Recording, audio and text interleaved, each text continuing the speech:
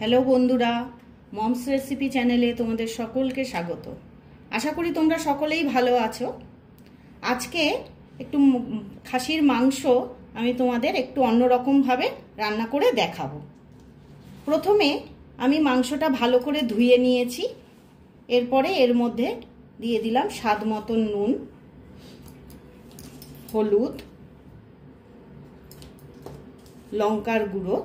তোমরা তোমাদের ঝাল আর নুনটা নিজেদের স্বাদ মতন করে নেবে। এরপরে এর মধ্যে দিয়ে দেবো পেঁয়াজ কুচি,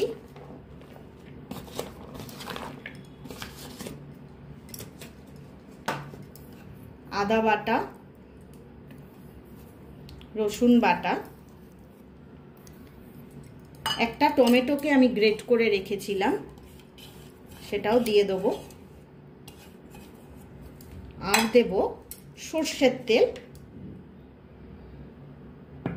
অল্প একটু সর্ষের তেল দিয়ে দেব।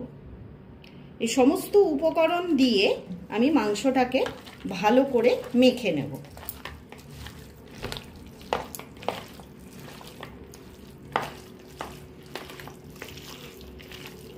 মাংসটা মাখা হয়ে গেছে। এইদিকে আমি আগে থেকেই প্রেসার কুকারে একটু তেল গরম করতে বসিয়ে দিয়েছিলাম।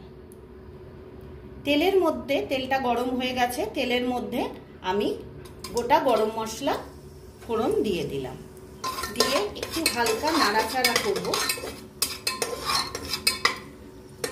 করে দিয়ে মাংসটা ওর মধ্যে দিয়ে দেব।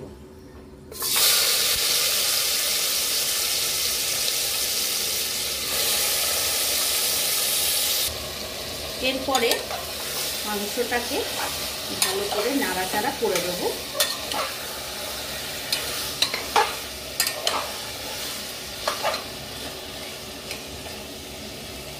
যে বাটিটাতে মাংসটা মেখেছিলাম সেই বাটিটা ধুয়ে অল্প একটু জল আমি দিয়ে দেব।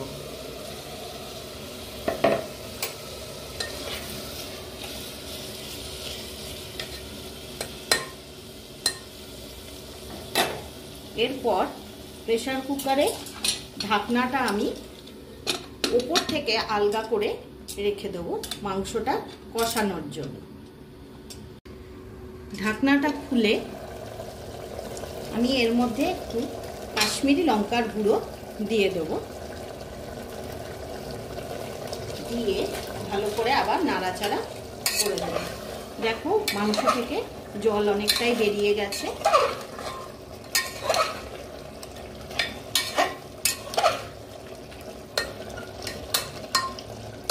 আবার ঢাকা দিয়ে দেবো।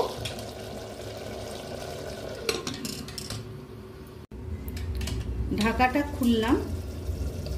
দেখো মাংসটা ভালো করে কষে গেছে। আমি মাঝখানে একবার ঢাকা তুলে নাড়িয়ে দিয়েছিলাম।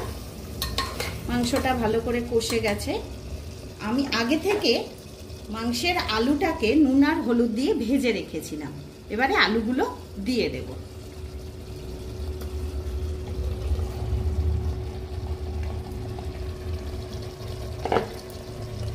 দিয়ে মাংসের সঙ্গে ভালো করে মিক্সড করে দেব। আলুটা মিক্সড করে দিয়েছি। এইবারে এর মধ্যে জল দিয়ে দেব। তোমরা জলটা তোমাদের পরিমাণ মতন দিয়ে নেবে। আমি আরেকটু জল দিলাম। এবারে প্রেসার কুকারের ঢাকনাটা বন্ধ করে দেব।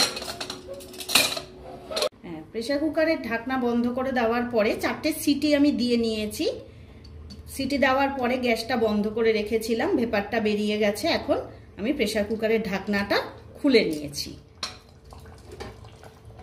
এবারে আমি একটু গরম মশলার গুঁড়ো দিয়ে দেব।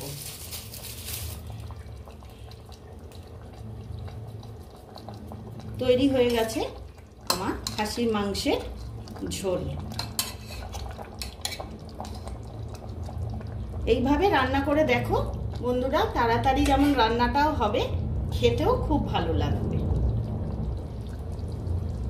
আজকে এই অবধি। এরপরে আমি আবার নতুন রেসিপি নিয়ে তোমাদের সামনে আসবো।